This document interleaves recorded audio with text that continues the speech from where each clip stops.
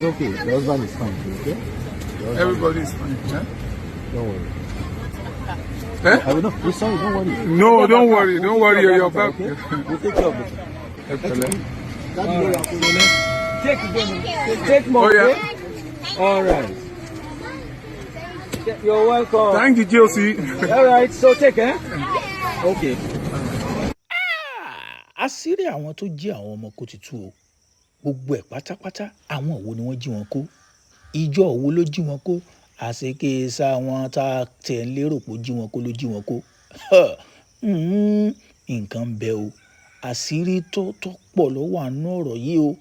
Ẹ máa bá mi ká lọ kí n máa tú fún yín lẹ́yọ kọ̀ọ̀kan. Bákan náà ẹ máa bá ń lọ abala àríwísẹ́ máa bá ń ta congratulation. Àwọn wo ló gba àwọn èèyàn yìí lẹ̀? Gọ́fúnà Seyi Makinde mà ti sọ̀rọ̀.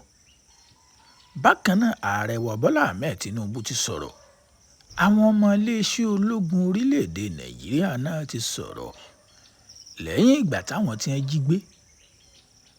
Àwọn akẹ́kọ̀ọ́, àwọn olùkọ́ tí wọ́n jí kó ní Oriire local government yìí nílùú Ogbomosho tí wọ́n dé lánàá tí gbogbo ènìyàn tínú wọn ń dùn táwọn ènìyàn ń dunnú. Àwọn wo ló gbà wọ́n lẹ̀? Kí ni gómìnà sọ? Kí làárẹ̀ wá sọ? Kí làwọn ọmọ iléeṣẹ́ ológun sọ? Gbogbo ẹ̀ pátápátá ní yànnàná fún yín. Àṣé àtàrí àjànàkú làwọn èèyàn bíi kì í ṣẹrù ọmọdé rárá. Mo sọ fún yín, mo láwọn ajínigbé yìí. Mo ń bọ̀ ná. Ẹ kọ́kọ́ gbọ́ voice note ti Gọ́fúnà Seyi Makinde níbi tó ti ń sọ̀rọ̀ nígbà tí wọ́n gba àwọn èèyàn yìí lẹ̀ tínú gómìnà ń dùn. Mo ń bọ̀ wá tú àwọn àṣírí pẹ́rẹpẹ́ rẹ̀ kan fún yín. Àwọn wo ló gba àwọn èèyàn yìí lẹ̀? Níbo ni wọ́n ti wá? Ṣé láti Abuja ni? Ṣé nínú Oyo State náà wọ́n ti wá? Ṣé Sunday Igboho tiẹ̀ ni? Àbó nǹkan? Mo ń bọ̀ ẹ má lọ ibì kankan ká wá sọ̀rọ̀. Ṣùgbọ́n ẹ kọ́kọ́ máa bá ń tẹ congratulation. Èèyàn sábàlá àríwísí congratulation. Ká máa fi báwọn èèyàn wọn dúpẹ́. Ká máa fi báwọn náà dúpẹ́. Good evening, Seyi. Yes, congratulations on the release of the abducted persons in Oyo State. Thank you so much.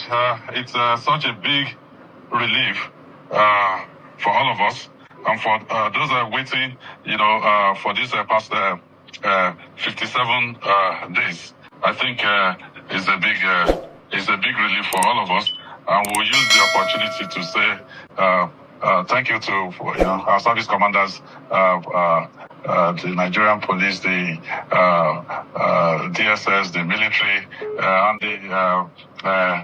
the high command, and of course the president, for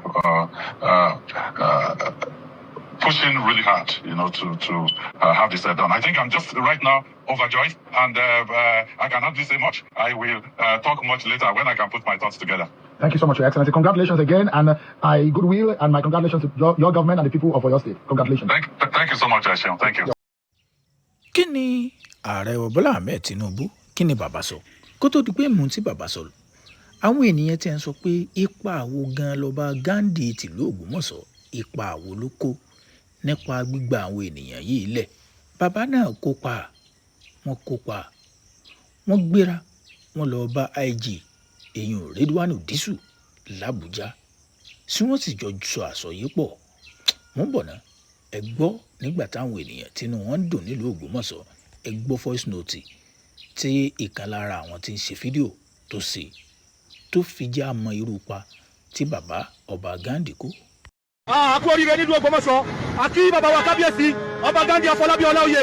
A kú oríire o. A kú oríire. Ìrìn àjò tẹ́ ṣe lọ sí ọ̀dọ̀ IG nìbàdàn nílùú Àbújá. Ó ti ṣe sóréré o. Ẹ mọ́ gbàgbé pé àwọn wo gan ló gba àwọn ènìyàn lílẹ̀ ibẹ̀ là ń lọ. Ẹ jẹ́ agbọ́n tí ààrẹ Bola Ahmed Tinubu, ẹ jẹ́ agbọ́n tí bàbá sọ lẹ́yìn ìgbà tí wọ́n kó àwọn ọmọ náà dé padà láti inú igbó.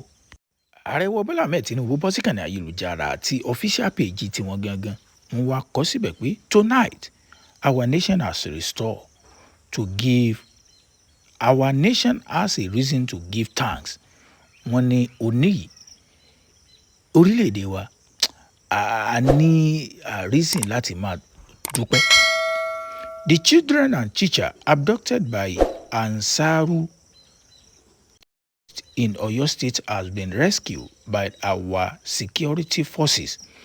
Wọ́n ní gbogbo àwọn ọmọ tí wọ́n jí kó àtàwọn teacher àwọn ìwúwá lójú wọn kó àwọn ansaru terrorist pé gbogbo wọn ni àti gbà á lẹ̀ làwọn iléeṣẹ́ ológun wa ti gbà á lẹ̀ alive gbogbo wọn ní ọdẹ láyọ̀ àtàlàfíà and unarmed gbogbo wọn nǹkan kò ṣiṣẹ́ wọn no ransom was paid wọ́n ní kò sí pé asan ransom kankan o bàbá gan ló sọ bẹ́ẹ̀ pé ransom kò fire for fire ni no concession was made kò sí pé àjọ ń jókòó kò ń bo kò sáàyè léhùn fire for fire ni I salute every officer bàbá wa láwọn kí gbogbo officer eléyìí tó lọ an operative whose courage discipline and professionalism made this possible bàbá láwọn kí gbogbo àwọn ọlọ́pàá àwọn sọ́jà àwọn DSS tí wọ́n lọ gba àwọn èèyàn yìí lẹ̀ to those who seek to spread fear through terror wọ́n ní àwa ń bẹ gbogbo àwọn tó jẹ́ pé tí wọ́n ní pé láti máa fi àìfọkànbalẹ̀ sínú ìlú know that the Nigerian state will pursue you wọ́n ní àgbáyín mú àlẹ́yìn bá gbogbo ẹ̀yin tó yẹ pé ìròyìn tẹ́yìn máa gbé káàkiri ni pé bẹ́rù ó sì máa bá àwọn ènìyàn àgbáyín mú reluctantly ní dúró we will protect our people bàbá láwọn ọmọ dáàbò bo gbogbo àwọn ọmọ orílẹ̀-èdè Nàìjíríà defend our community bákan náà a tún máa dáàbò bo gbogbo àwọn agbègbè wa pátápátá and never relent until peace and security prevail all across our country bákan náà ní dúró ní gbò níyẹ̀ débi pé ìgbà tí àlàáfíà bá tó jọba lórílẹ̀-èdè Nàìjíríà ni Bola Ahmed Tinubu President and Commander-in-Chief of Armed Forces àwọn ni wọ́n sọ léyìí ní tí bàbá sọnù bàbá ló já mọ̀ pé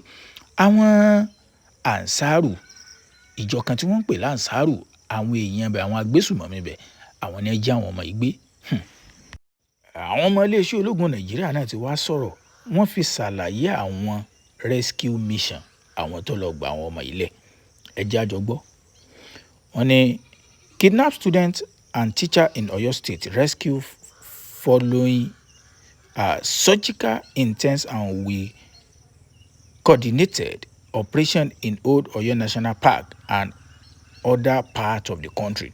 And following an intelligence-led, carefully planned and executed operations on 10th of July 2026, troop of the Nigerian Army, led by General Officer commanding two division, two division, Nigerian Army, Ibadan, nínú Ìbàdàn náà wọ́n ti wá gẹ̀ẹ́sì àwọn àtàwọn Àbújá, àwọn Nigerian Army tó wà ní Ìbàdàn tó wà lọ́jọ́. General wọn dákọ̀ àwọn tó lead wọn lọ. In collaboration with special unit from the Office of the National Security Advisor, àwọn tó tún pẹ̀lú wọn nù. Specifically the National Counter-Terrorism Center, àwọn yẹn náà wọ́n ṣàgbàtẹ̀rù. The Defence Headquarter, bákan náà lókè l'Àbújá, àwọn náà wọ́n tún support wọn. With Special Forces, àwọn tí wọ́n wá láti Àbújá tó jẹ́ Special Forces, àwọn náà wọ́n wà láàrin wọn tí wọ́n jọ lọ sí iṣẹ́ tá à ń sọ yìí. Defence Headquarter with Special Forces element from the Nigerian Army, Navy, the Air Force and the Nigerian Police. Ẹ ti rí báwọn.